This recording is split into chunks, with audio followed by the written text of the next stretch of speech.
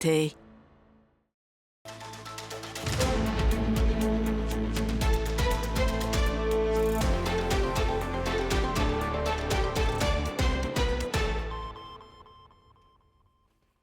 Hello and welcome.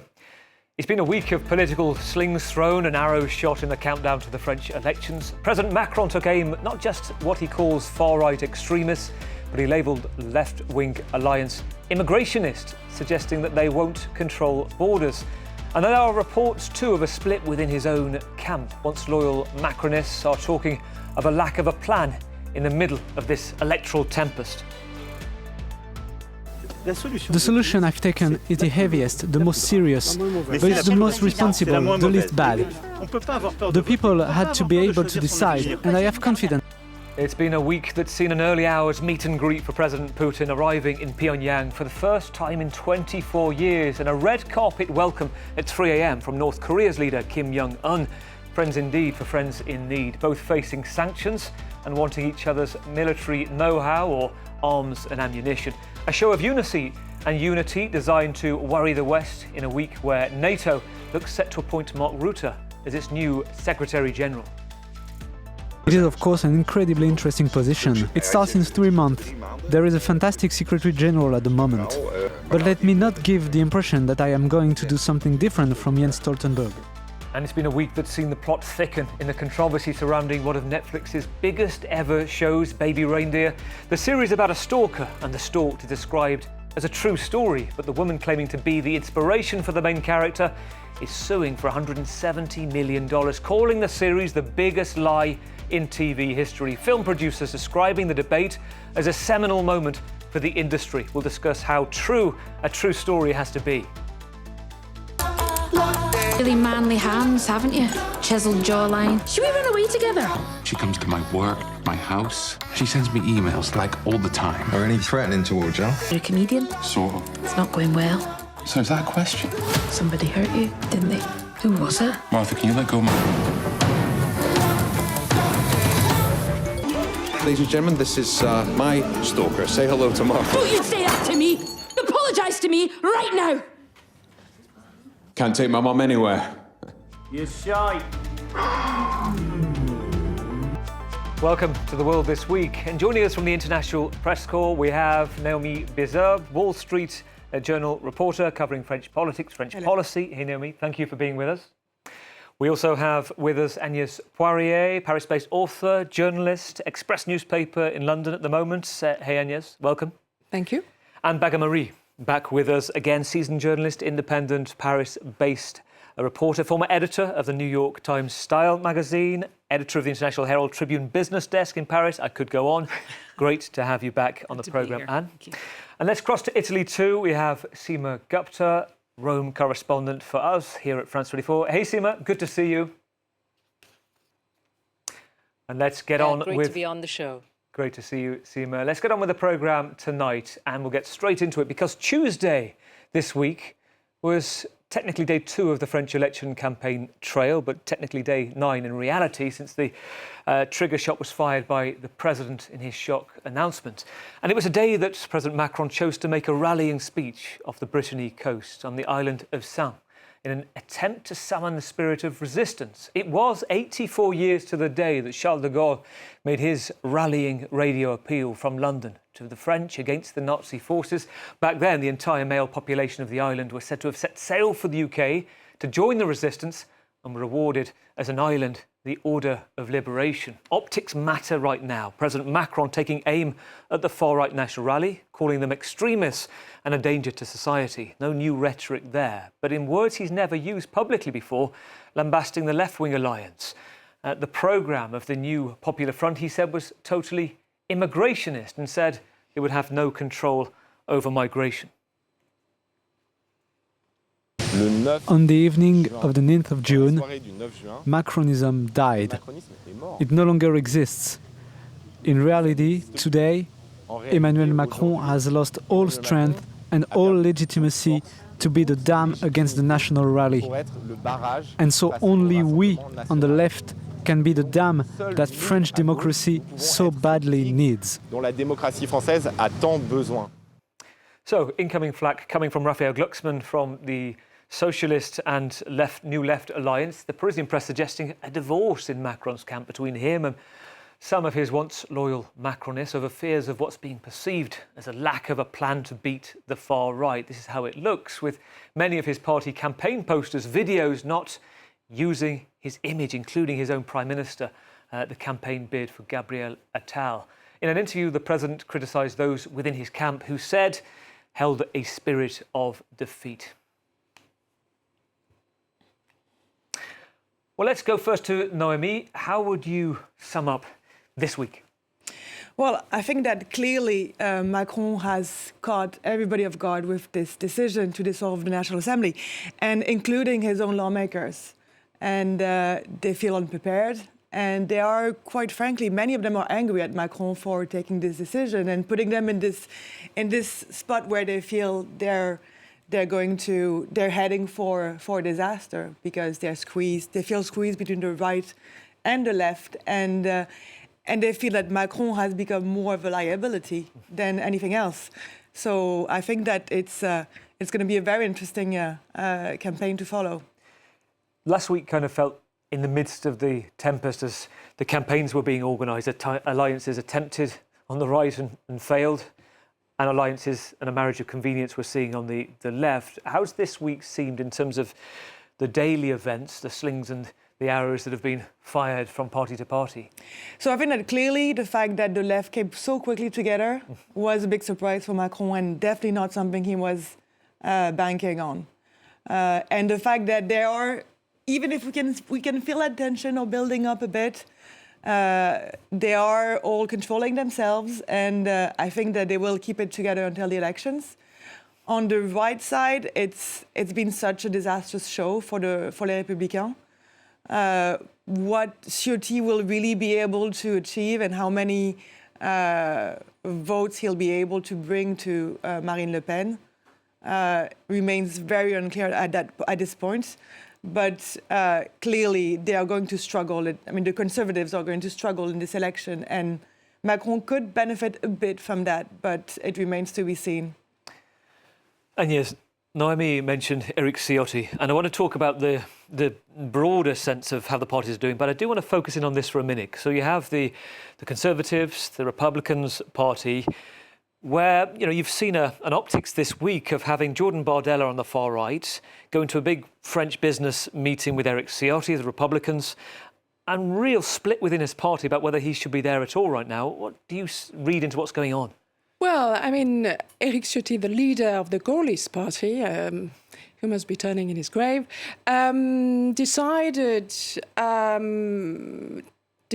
his own eviction, because remember, he announced, I'm going to enter an alliance with, he said, a few dozen, and in effect, I think there are 62 of his MPs going in alliance with the hard right, with Le Pen. But the rest of the party actually behaved quite bravely. Straight away they said, this is impossible, this is not who we are. They went, when he barricaded himself in the party's HQ, they went to find the spare key, and some of them rolled their sleeves. Possibly the image of the week, wasn't it? Yeah, Last week when you saw the door for 24 hours on French live TV. It was insane. It was insane, and much laughed about in Britain, where I'm based, and where politics is starting to feel slightly calmer after 8 years of utter shambles. So we're just taking the relay here. Well, on the right, it's quite obvious that the Gaullist party has imploded. So it's now split into two. So one is clearly with Marine Le Pen, and the others will have, some of them will be endorsed. It depends on the constituency, by the Republican Front, the Front Républicain, or also called Ensemble pour la République. There are so many words. And they are clearly putting themselves in the sort of big center. But they don't like Macron very much. It's more a marriage of convenience, but it's absolutely necessary. Now, on the left, they were very quick to unite, that's for sure, and it must have been a surprise for the president. On the other hand, it's not a marriage of convenience, it's a forced marriage. And when Raphael Glucksmann says that Macronism died on the 18th of June, well, socialism, the French way, also died when they entered an alliance with their nemesis. I mean, voters see this and don't buy it, basically. Former enemies suddenly, controlling themselves or trying to, and we know they are going to be at each other's throat, and after the election. So, and many voters, actually, the hashtag on French Twitter, neither fascist nor fascist, is gaining traction. A lot of people say, I cannot efface at the second round with the National Front, or rather National Rally, the hard right. I cannot bring myself to vote for an xenophobic party, but I cannot either bring myself to vote for pro-Hamas, anti-Semitic, Putin lover party. So, there might be quite a lot of people abstaining on the second round. We're not there yet, though. We should concentrate on the first round. They're kind of between a rock and a hard place for more centrist voters. And you've had a very interesting few weeks because you've kind of had an outside-in perspective. You've been to the States, and one thing you've been talking to those in the US, Americans, about how they see the French elections and the state of French politics. Yeah. The question I got the most often during my month in the States was, should we be worried about France? Is France now in the same category as Hungary, as Poland was before it sort of woke up and put Tusk back in power? Should we be worried about France? And my initial reaction, based on 33 years here and seeing how Macronisme grew up as a reaction to and as a bulwark against the National Front, as it was called then, my first reaction was not yet. Because the way these things have shaken out ever since Jean-Marie Le Pen made it through to the second round in, the year escapes me now, in the 2002. Thank you very much.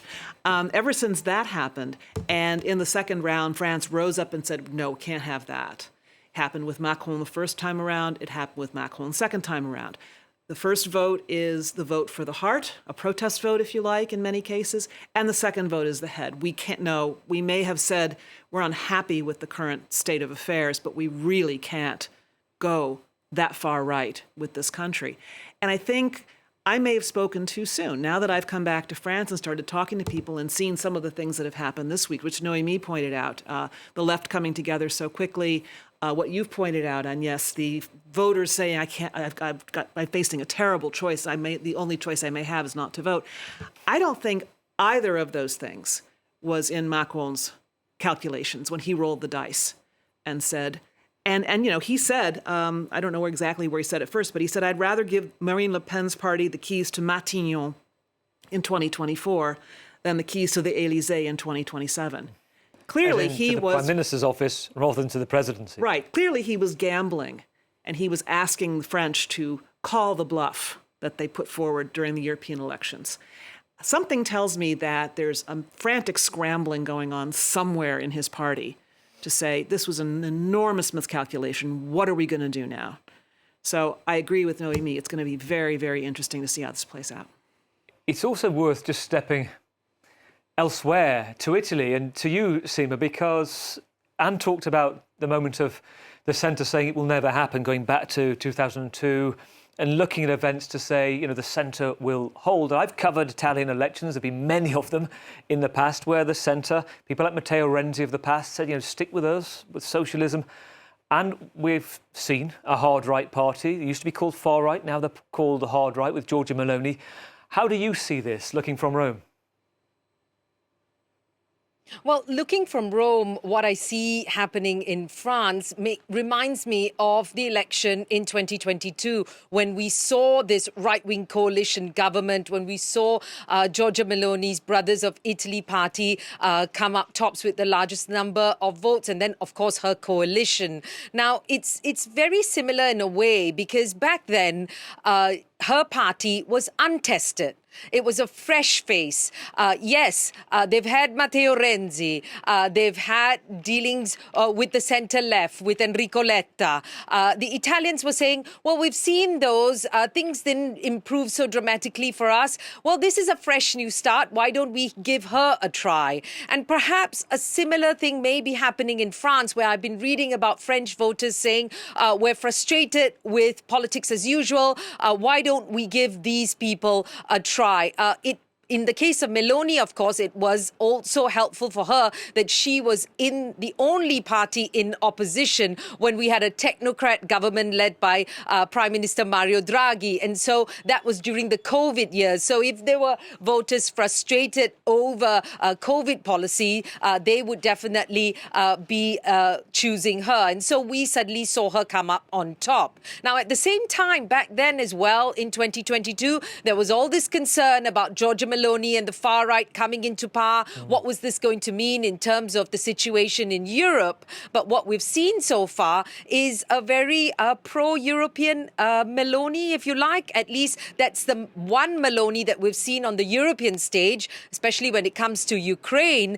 She steadfastly stood on the side of the Ukrainians. But when it comes to perhaps cultural issues, she seems to be taking her more hard right stance when it comes to anti-LGBTQ rights or even abortion rights. I'm also struck, Seema, by the similarity in how the press talk about the National Rally leader Jordan Bardella, talk of Bardella mania, about how he's smart, he speaks well, he's ultra presentable, but as the BBC article this week described, quote, nicely wrapped but a mystery. And I've had guests on the programme recently talking in exactly the same way about Giorgia Meloni before the European elections, saying that she remains a mystery. Yes, and a fresh face as well. I mean, if you compare the two leaders and their backgrounds, Bardella, he is someone who grew up in a disadvantaged neighborhood in France. Giorgia Meloni comes from the Roman neighborhood of Garbatella, working class neighborhood. Both of them brought up by single mothers as well. And in terms of educational qualifications, not that same high level of educational qualifications as compared to other leaders in the past. So presenting themselves as one with the people. Giorgia Meloni speaking in Roman dialect at times and in a very Roman way, like she's really one with the people. So perhaps both of them presenting a fresh face and in that sense, fresh ideas. But of course, a very different political system here in Italy. We have a president, but the president is largely ceremonial as compared to the role of Macron. Prime Minister Meloni having more powers perhaps than a president in Italy. At the same time, though, these comparisons between Bardella and Meloni, different age groups, I have to say, but really very similar backgrounds, similar fresh face and fresh appeal really is what we're seeing with these two leaders. Thank you, Seema. One thing that was just worth mentioning to Noemi, should we be careful of easier similarities between a Brothers of Italy party coming in, which have been pro-Ukraine. They've been less rocking the boat in terms of Europe. And the National Rally, Jordan Bardella this week talking about wanting to cut the budget that goes into Europe, and also quite a different relationship with Vladimir Putin between Marine Le Pen and the Russians. Yeah, absolutely. I think that it's tempting to compare Meloni with Bardella or Marine Le Pen, but and they are aligned to some extent on domestic issues. Clearly, the focus is like immigration, crime, but National Rally's position on international issues is very different. She is firmly anti-European. Years ago, she wanted to leave She wanted France to leave the European Union. She has very close ties with Russia. We know that Russia helped finance some of her campaigns, and on NATO, they've said repeatedly that they wanted to leave the military command. And clearly, if she was elected, it would represent a dramatic shift in France's relationship with the West, with the US, and the consequences would be very different from what we're seeing in Italy now. A brief word, Agnes, on the use of the words immigrationist. this week. This is something that's been labelled as Emmanuel Macron from the far right before, not controlling the borders, but the stigma that's attached with the label and that he's using now on the left. What do you make of that? Well, he's throwing his grenade, another one. The fear factor. Well, he wants to take part in the sort of recomposition, but before recomposition, there's decomposition, and this is what's happening. I mean, you know, he dissolved Parliament, but it feels as if the whole country is dissolving in front of our eyes. So it is very strange that he should use that word. That's not him or his politics. He's obviously trying to achieve something. I don't know what exactly. Probably he wants to show, but it doesn't even have to do that, because many voters can see that the hard left and the hard right are very dangerous for the country for different reasons. And that this alliance is not what the Front Républicain, Republican Front, should be like. OK, we're talking about danger to the country, perhaps to the West in many eyes. Let's take you to Pyongyang Airport, 3 a.m. Wednesday. President Putin lands in North Korea for the first time in 24 years. On the tarmac for the meet and greet was the country's supreme leader, Kim Jong-un. Two poker-faced leaders of pariah states let down their guard, a handshake, hugs and smiles all round. And from early morning red carpets and red roses, so begins the rare state visit. A mutual defence pact signed between military inspections, a tea party, a gala concert, even a coffee in cars show moment of deep friendship, with President Putin gifting his host a Russian-made limo. Moscow wants ammunition. Well, here they are in their limo, BFFs. Moscow wants ammunition to continue its occupation of Ukraine. Pyongyang wants money and secrets for missiles, rocket technology too. And President Putin didn't rule out sending arms to North Korea. Comprehensive partnership agreement signed today provides, among other things, for mutual assistance in the event of aggression against one of the participants in this document. In this regard, the Russian Federation does not rule out the development of military technical cooperation with the Democratic People's Republic of Korea in accordance with the document signed today. I have no doubt that this powerful treaty signed between our two countries will be very constructive, prospective, peace-loving and defensive, aimed at promoting and defending the fundamental interests of the two peoples of our countries.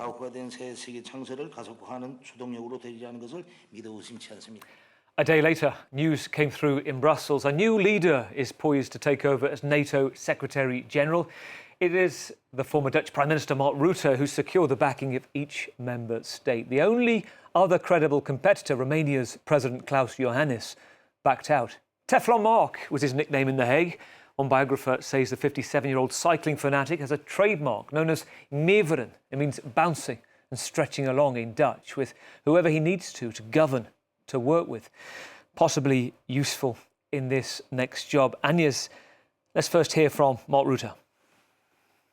It is, of course, an incredibly interesting position. It starts in 3 months. There is a fantastic Secretary General at the moment. But let me not give the impression that I am going to do something different from Jens Stoltenberg. And yes, first of all, let's look at Putin, the visit, and how much of a threat you think this new deal is, and how much was part of unity, the optics of the moment. Well, it's for us all, it's very worrying, because it's just not an armed deal. You know, it's not just, give me a few munitions and I'll give you some satellites, or at least some expertise on satellites and other things.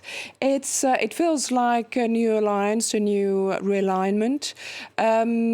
Of course, Vladimir Putin really needs, while he ramps up production of arms, he really needs North Korea. It's the first time he goes, I think, in 20 years. They met, Kim went to Russia a few months ago. So it's certainly good for North Korean diplomacy, because suddenly they have quite a lot of friends. They have China, they have Russia. Kim can actually play the two against each other, Russia and China. And for Russia, it's actually a way to really make the situation complicated for America and Asia, and also at the UN, because they did support sanctions against North Korea originally, and recently they said, well, no, they've vetoed it. So they are making the situation pretty difficult. Now, in the long term, I think Russia has far more, interest in having a good relationship with South Korea rather than North Korea. I mean, it's a great trading partner, and South Korea is also a great arms producer.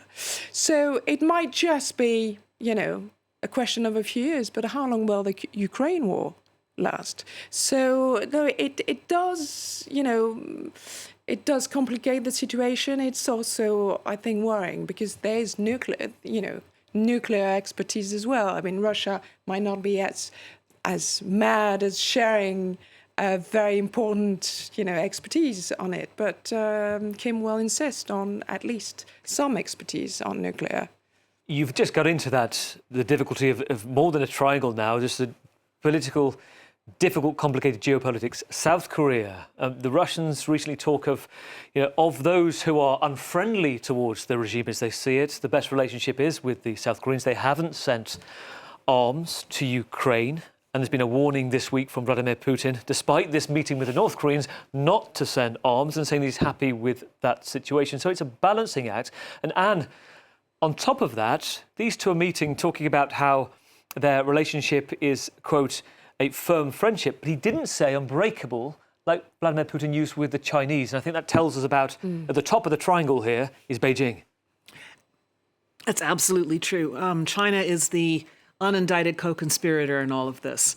And it's actually not in China's interest to see this relationship go much farther, because China is actually a competitor to North Korea when it comes to supplying munitions and technology to Russia. In fact, some commentators have pointed out that China hasn't sent weapons, but it's sent chips and technology that have actually given Russia an edge in Ukraine at certain key moments of the war. So China's not going to be delighted to see Russia dancing with another partner. And China also has been in the past quite skeptical and quite reticent to form pacts like NATO. I mean, if you want to make a Chinese diplomat nervous, start talking about the alignment of evil, which is the updated version of the axis of evil. And it includes North Korea, Russia, China, and also Iran. China doesn't really want to be in the playground with all of them. China wants to keep its options open. So this bromance that's going on, that went on in Pyongyang in the middle of the night and ended with a car, it's not something that is going to be welcomed in Beijing. And in fact, it might lead to an escalation of some other kinds of approaches by China, or more likely a withdrawal by China from certain entreaties by Russia or North Korea or Iran to get on board and be part of our anti-NATO. So it was a, I do agree that it was not just an arms deal. On the other hand, it was basically an arms deal. And then the other part of it was probably that Russia and North Korea don't have many friends in the world. And now they have each other.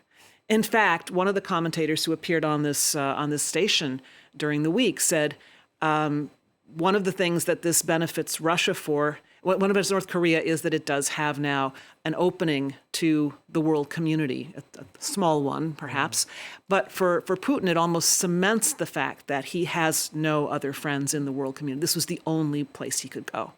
Yeah, very good point on Beijing as well. In the midst of this, they're wanting to open up to foreign tourism. They've recently waived visa rights for certain European members, for Australia, for Thailand too. They've opened up panda diplomacy again, and they're being pressured by the West, as you say, not to allow that dual-use technology to be used in Russia. Seema, in Rome, also, we've had a situation not too long ago where many analysts were talking about the, quote, love letters being exchanged between Donald Trump back in 2017 with Kim Jong-un, this blossoming relationship there. And it seems to be that US dynamic. There's a big unknown ahead of the elections coming up later this year. Yes, absolutely. I mean, I think, you know, at the same time, everyone's looking to see what's going to be happening in a few months' time when we have that US election and who's going to be the next president and how that is going to impact what's happening in Ukraine, how that's going to be impact what's happening as far as North Korea and South Korea is concerned. And I think also it's important to mention that perhaps this visit that Putin made to North Korea, while very important in terms of boosting his ammunitions that he needs with the invasion of Ukraine, he also went to Vietnam. And I think this was part of his show to say, look, I'm accepted, I can travel, I'm traveling to East Asia, and this is not just the domain of Western democracies, but I can make a presence felt there as well. Now, the visit to Vietnam obviously was a little bit shorter, but definitely I think that was part of his whole spiel there. It will be interesting to see what will happen in the US if indeed we see another round of President Trump, and in terms of his relationship with both Vladimir Putin as well as with Kim Jong-un. I mean, he said back then when they did meet in that summit in Singapore that it was important for him to be face-to-face with these strong leaders. Now, that's been Trump's stance throughout. It definitely changed the dynamic compared to what we see now with the Biden presidency in the US. Yeah, it's a really good point. Seema, stay with us because I also want to bring into you as well the developments this week from India, because over the weekend, news emerged from New Delhi. The Booker Prize-winning author, Arundhati Roy, will be tried for comments she made about Kashmir 14 years ago. The Lieutenant Governor of the city agreed to sanction her prosecution under anti-terror laws called the Unlawful Activities Prevention Act. These are comments she made during a lecture at the Little Theatre Group in New Delhi back in 2010. Kashmir has never been an integral part of India.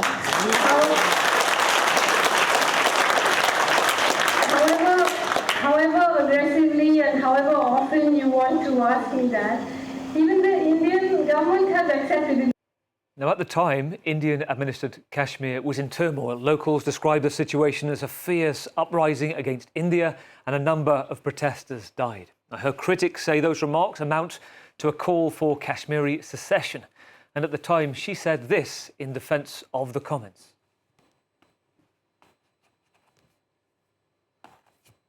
She said in the paper, some of the accused give me hate speeches of wanting India to break up. On the contrary, what I say comes from love, pride. It comes not from wanting people to be killed, raped, imprisoned, or having the fingernails pulled out in order to force them to say they are Indians. Pity the nation, she says, that has to silence its writers for speaking their minds. So why now? The prosecution was first proposed back in 2023, but went quiet. A coincidence that this happened in a month after a shock election result in which Narendra Modi needs to build a coalition for the first time after not getting a supermajority he talked of for a third term. Critics say it's a political move, the most high-profile case in a long line of people being punished for speaking out against his BJP party, and a way of showing relevance after losing so many parliamentary seats, claims denied by the government. Seema, can you talk us through some of the developments here and the reactions to it this week? Well, I mean, I think essentially you have this situation of the BJP having a reduced majority in the parliament and wanting to show perhaps that they can still clamp down on dissent, that that's not going to have an impact in terms of what they want to do, but to target someone like Arundhati Roy, a Booker Prize winner, someone who is critically acclaimed globally and has a worldwide following. We'll have to see whether that's actually going to pan out for them or is going to backfire on the government. This kind of clamping down on free speech, it India, supposed to be the largest democracy of the world. And yet we're seeing this situation where free speech is being curtailed by certain laws. Now, it's interesting to note, if you like, certain similarities, if you like, with Italy. You have Giorgia Meloni using the defamation law to clamp down on statements that have been made by journalists and writers. Or we've seen a case brought against Roberto Saviano, a prominent writer and journalist here in Italy. She's even come after against the lead singer of the band Placebo because he made certain statements about her party. So really, both countries, India and Italy, falling in terms of press freedom index ranking globally in the last few years. Seema, just tell us about Arundhati, her work, politics, the way of life, how she is regarded. Well, I mean, she wrote The God of Small Things back in 1997. The book won the Booker Prize, and it really put her up there in the world stage. She was, celebrated around the world. And since then, most of her writing, though, has been largely a non-fiction. She's talked about the issue of Kashmir. She's also talked about the building of dams and the impact that has in terms of the environment in India, but also on communities that have to be displaced as a result of it. So she's written a large deal on those things, and she's participated in talks like that one that we saw all those years ago in that little theatre in Delhi. So those are the kinds of things that she's talked about more. And she's become an activist, if you like, supported by those who feel that India in some ways has had its freedom of speech and freedom of thought curtailed as being, when people make statements like that, they're immediately branded as being anti-nationalist. And that is really a concern for what's happening in India. The critics say she is against India, but those who support her say, well, she has the right to speak and open her mind. And it's important to note, I stress again, she has a worldwide following. She is supported by other liberals in other parts of the world, in the US and in the UK. They follow her writings, they follow her ideas. So it's a very high-profile case. We'll have to see how far the prosecution actually goes ahead on this issue. They've said that they want to put that law on her, but we'll have to see how far it goes. And yes, is this an interesting moment where, when there are those that speak out, perhaps against Beijing and China, you hear from Washington, you often hear from significant figures. We're not getting much of an international voice right now about this, are we? Not yet, but I mean, Seema is really right to say that Arundhati Roy is an international figure, famous, throughout the world, and very vocal and known for this. And criticism should not be a matter for a prison sentence in a democracy. Because that's the thing with India, regular elections, the largest democracy in the world, but we also see corruption, we also see the brutality of Modi's governments and the Hindu nationalism as well. So do they want to just frighten her and therefore, or voices of dissent, or do they want to go all the way to actually sentencing her?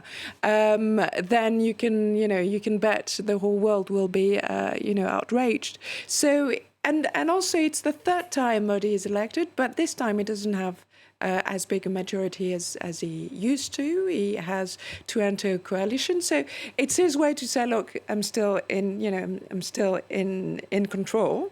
So it's very symbolic, on his part, and also to attack such a prominent figure. Anne. There's something I wanted to mention, and it has to do with the law under which she's being prosecuted. It's not a speech law. It's an anti-terrorist law. Mm-hmm. And unfortunately, it's a playbook that has been run fairly successfully in countries like my own United States, the UK, and elsewhere, using an anti-terrorist law to crack down on civil liberties. Sadly, it has worked in the past. There have been plenty of instances to cite in the U.S. In this case, though, I think India may have put a foot wrong because as we've seen this kind of prosecution unfold and we've seen the hollowness behind the wish to supposedly protect against terrorism, but really just to silence people we don't like, they might have overreached in this one. It'll be very interesting to see exactly how far this goes. Well, it's interesting how it's been picked up. The Conversation newspaper this week talking about how this is, quote, business as usual for the Modi government. And the Human Rights Watch, quote, for the first few months of 2024, at least 134 instances of free speech violations, journalists, academics, YouTubers, students among those affected. And we haven't heard recently from Arundhati Roy. She lives in Delhi, previously, as Seema said as well. She has spoke about many events. She said this, quote, in the past, "You can't be a writer in the city without commenting on the realities of life around you." She said, "I was once the darling of the establishment and after God of small things, but I first started talking about nuclear situation in India and I then became an end of my time, almost like the cutting of a fairy tale princess out of a book." So that's the case of at the moment we're looking at Arundhati Roy, and as Seema said just a moment ago, we will see. At the moment it's at the prosecution stage, and if there's a trial, we'll bring you that when it comes. Next to a story that's become a zeitgeist, and a lot of people, well, 85 million people around the world have seen the movie from Netflix, Baby Reindeer. And this week at the Monte Carlo TV Festival, it dominated much of the conversation for film producers. It's become a phenomenon in terms of revenue brought in as well. The controversy that surrounds it has been described by a senior executive at the festival as a seminal moment in TV history, affecting the whole industry.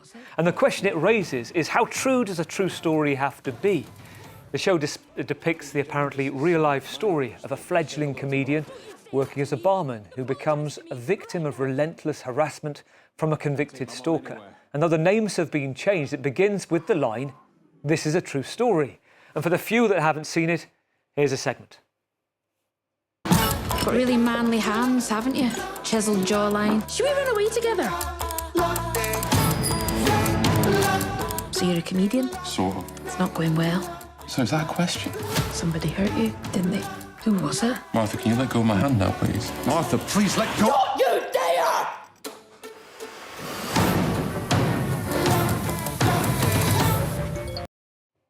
Well, a woman called Fiona Harvey has come forward claiming the drama's alleged stalker, called Martha, in the show is based on her, but protesting that she isn't a convicted stalker, and on that basis is suing Netflix for $170 million, a lawsuit that claims it is the biggest lie in TV history.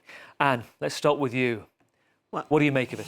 Well, you started out talking about how 85 million people have seen this. I'll give you another big number, 283 billion.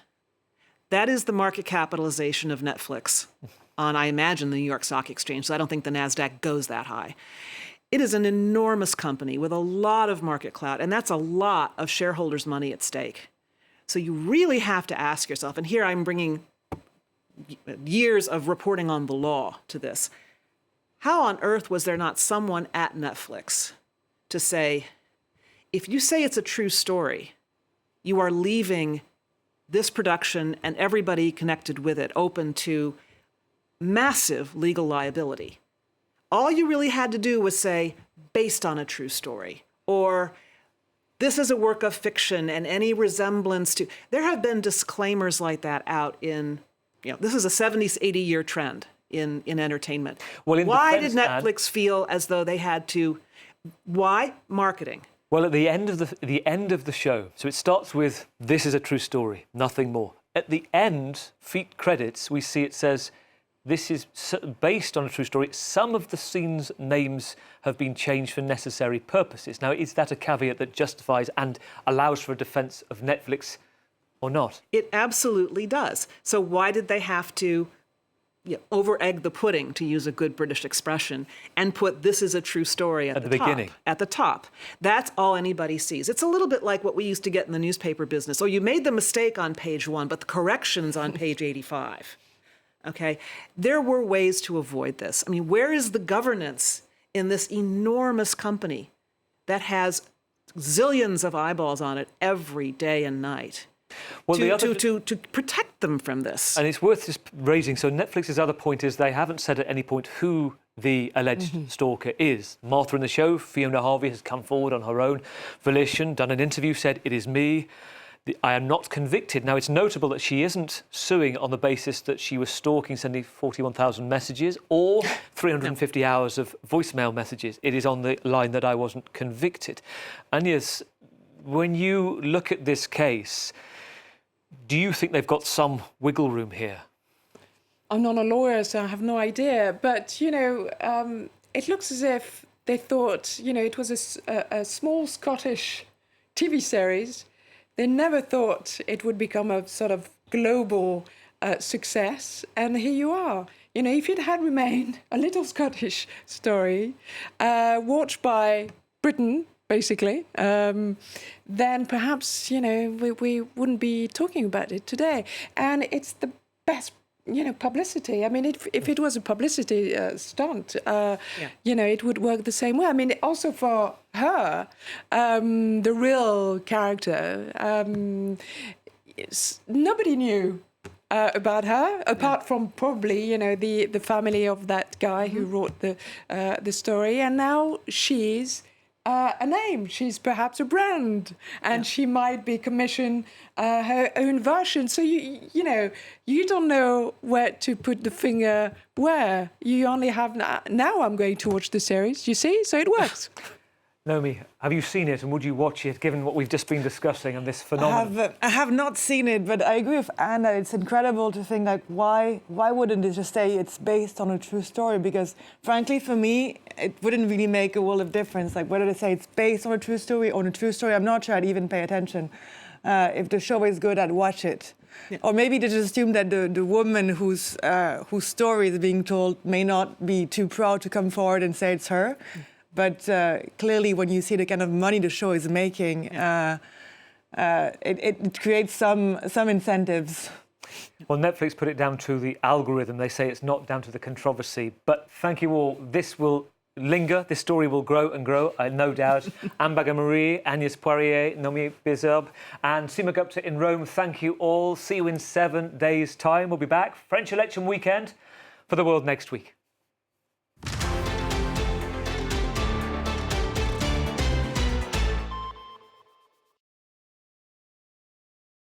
Thanks very much for staying with